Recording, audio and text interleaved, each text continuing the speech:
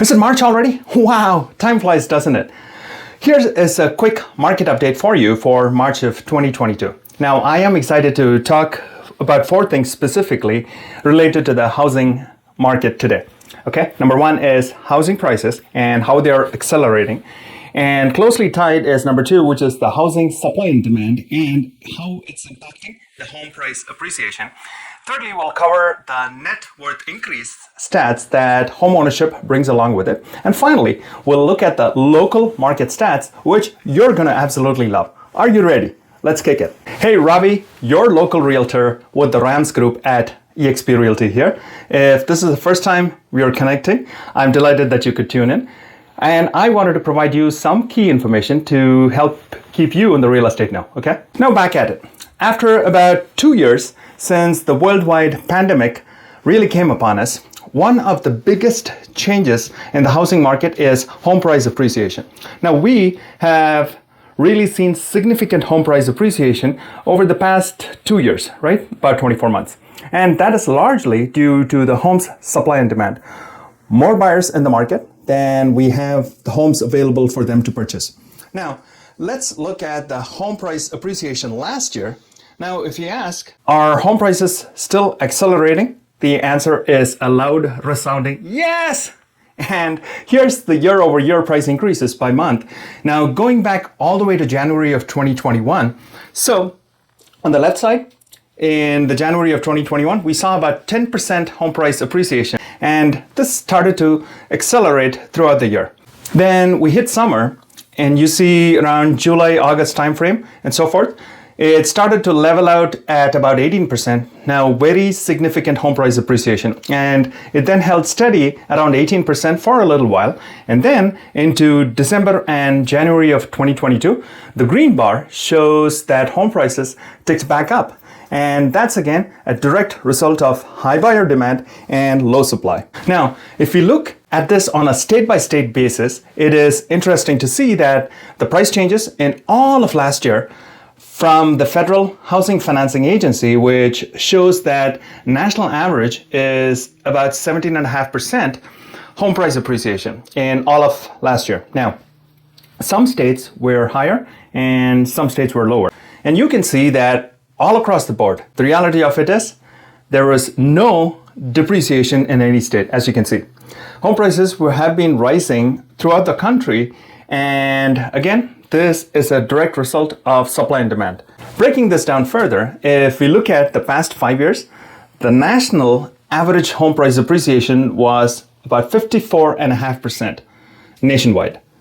Now, Idaho saw the highest price appreciation of all the states, about 118%. Washington saw an average price appreciation of 77%. Now, this is the average across the entire state, not just King County. And just in King County, we were a little north of 40% in the last 2 years, 2020 and 2021, as you know. And here's how the data looks nationally over the past 30 years with respect to price changes since 1991. Now, if you go all the way back 30 years, the national average is around 258% home price appreciation.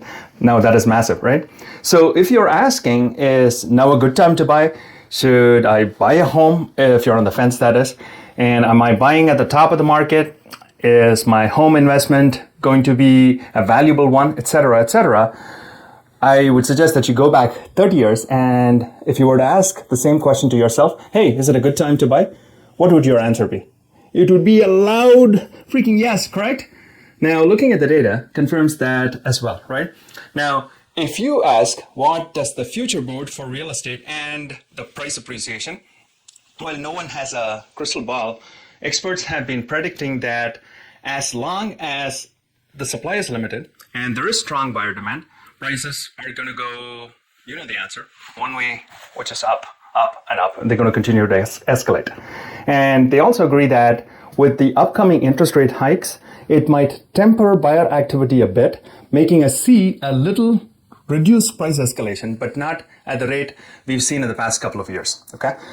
Of course, it is all theory as things stand right now with so many things going on outside of real estate market that may have a big influence on the rates, price appreciation, as we know. Now, I want to quickly discuss what defines a seller's and a buyer's market. When there are less than 6 months of supply of homes for sale, it's called a seller's market, as this diagram indicates. A neutral market is about 6 to 7 months, and anything above 7 months of inventory is a buyer's market. Now, let me quickly define what months of inventory is, okay? Months of inventory is how long it will take the homes on the market currently listed and are active to sell, assuming no new homes came on the market. And here in the counties, King, Snohomish, and Pierce, we have just 0.2 to 0.4 months of inventory, which translates roughly to about 6 to 8 days worth of inventory. And truly, based on what we are seeing, homes are going under contract as soon as they're launched, and we are in a strong seller's market, as you know. Also, our clients often ask us, hey, are we in a bubble? Are we in times similar to that of what happened in 2008? To that, our response is that we are now in a drastically different environment than what it was in 2008. It is purely the low supply and high buyer demand that's driving this.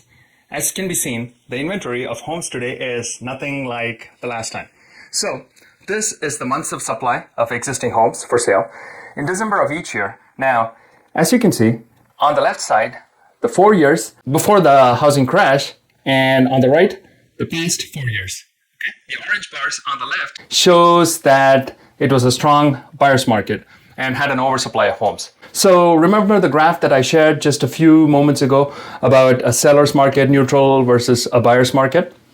These bars show that we were in a buyer's market when the housing market crashed.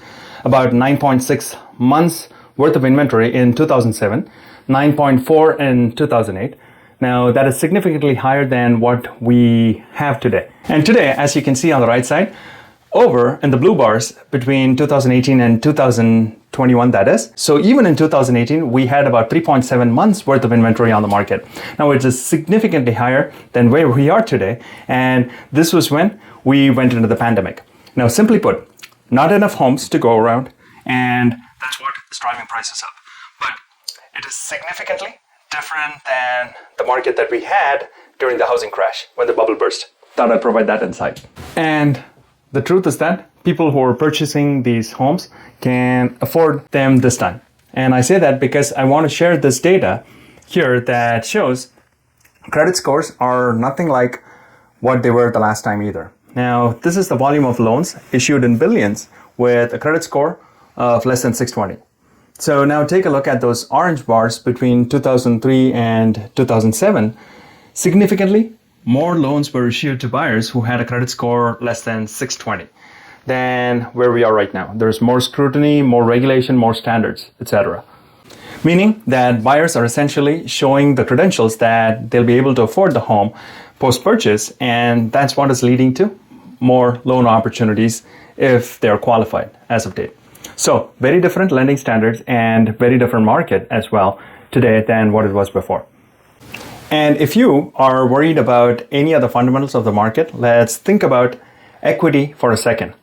Homeowners have significantly more equity in their homes today, so they're in a much better financial position as homeowners in the process. And if you are worried if you're in a foreclosure crisis like what we had the last time, we're not. We won't see a wave of inventory coming to the market that is going to significantly tip the scales. Okay? There just aren't enough homes going to foreclosure, and we are so grateful for that because this means that more and more people are staying in their homes, right? We should be happy about it. Now let us talk about the increase in net worth that homeownership brings along. Besides the stability, security, and the emotional American dream of homeownership, the increase in net worth that being a homeowner brings along versus a renter will make you go, wow, no really. Data from the NAR shows that average net worth of a homeowner today is around $300,000. The average net worth of a renter, on the other hand, is just $8,000. In and around Seattle now, going based off of the average home prices of $860,000, we may have to multiply NAR's numbers by 3 approximately. Now think about that for a second. $900,000 versus $24,000 for being a renter. Now, if you're talking about building that financial future and really thinking towards that long-term goal of homeownership, looking at the data, history shows how much homes have appreciated over the last 5 to 30 years even. Net worth is something to really think about. If you or someone is renting and are thinking, hey, I could buy right now, but I'm going to wait. I'm going to see if the prices fall. I'm going to see if the mortgage rates drop. The short-term blips even out the long term, right? Helping you come out as a winner. That's what I'm trying to say. So buying now and getting on that net worth journey is such a game changer for the future for sure. Wouldn't you agree? From that data, you'll agree that the typical net worth of a home owner is about 40x or 40 times compared to that of a renter. So aside from the stability and security that your home ownership brings along, the increased net worth is a huge game changer as well. Now, after talking about home price appreciation, the supply and demand stats, and your potential increase in net worth when you own a home, let us turn our attention to see how the local Seattle market performed last month, shall we? Now let's look at the 3 counties, King, Snohomish, and Pierce. The inventory situation in King County, well, one good news is that in February, more listings came on the market, which was higher than Feb of 21, as well as more homes came on the market compared to January of this year, as you can see. Now, looking at the history of real estate, spring and summer months have the highest fresh inventory coming on the market. Now, this year specifically, sellers may be coming to terms with, okay, it is time for us to move and let us capture the highest of the highs of the market and make the move. If we have to rent in the interim, so be it. Now, talking to a few sellers, that's what their psychology indicated to me. And for buyers though, the market still remains super tight. And let's look at what this tight supply is causing to the home prices shortly. Okay. Now, looking at the pending sales, there is a slight blip in the numbers compared to last February. Okay. This could be due to the people taking a short breather with what is going on globally right now, causing some uncertainty about what might happen. However, Snohomish and Pierce counties saw an increase in the number of pending homes, which is not different than what we've been seeing largely as King County homes make many people be priced out and buyers are moving out to Snohomish or Pierce counties, where homes are much more affordable than King County. Now, related is the days on market before which homes that are launched go under contract. Now, for King County, the average days on market was just 11 days. Now, this is a reduction of 6 days from January of this year, just from last month. Now, a reduction of 6 days from 17 to 11 is huge, given that this is across all types of homes at different price ranges across the county. So homes are going under contract a lot sooner. And naturally, this statistic blew my mind. Okay, 34% of the homes went under contract in the first 24 hours they launched just last week across the nation, which is like staggering, right? 34% of the homes went under contract within the first 24 hours they launched, which is amazing. So that shows how much demand there is for homes. There's so much shortage of homes that sellers are winning hands down. Now, moving to the average price of homes in King County, it rings at $1,110,720, which is the highest it's ever been month over month, not even year over year, and an increase of about 18.8% year over year. This is an increase from $1,021,338 just from January of this year to February, a whopping $90,000 up. Now, while the average price is a good metric, the median price is a better metric, as it is at the dead center where 50% of the homes are priced above and 50% of the homes are priced below, right? And where this is important is a few high-priced homes could sway the average statistic up, whereas median is at the dead center. That's what the difference is, as you know. So looking at the median price for King County, the median price rang in at about $865,000, comparing it with the last month, January of 2022. It was about an $84,000 increase. So the takeaway is that there is not a wide fluctuation between the median and the average price numbers, meaning the month over month price appreciation is for real. Now, the increase in the median and the average prices is indicated by the sold to list price ratio as well. And we were at about 111.6%, meaning that was the average price escalation across all property types from east to west, north to south, and areas like Bellevue, Redmond, Kirkland, and Snohomish are huge contributors to this increase, bringing in about 20, 30, and even over 40% price escalations in a few cases. Now, the tighter inventory across all of the US trickled down into the King County as well.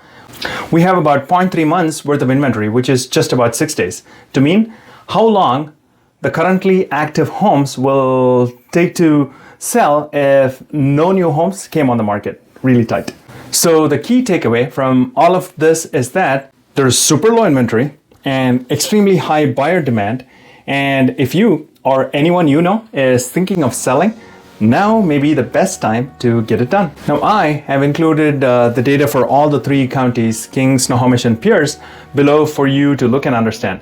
Now feel free to comment below to let us know if you gleaned something, any ahas, and any other information you would like to see, and I'll be happy to bring it to you. My contact information is also included below. Feel free to direct message me, drop a note, send me a message, and I'm happy to brainstorm and help you research the real estate market as necessary, okay? All that said, it was an absolute thrill to connect, and until next time, you stay safe, and I shall talk to you soon. Bye-bye.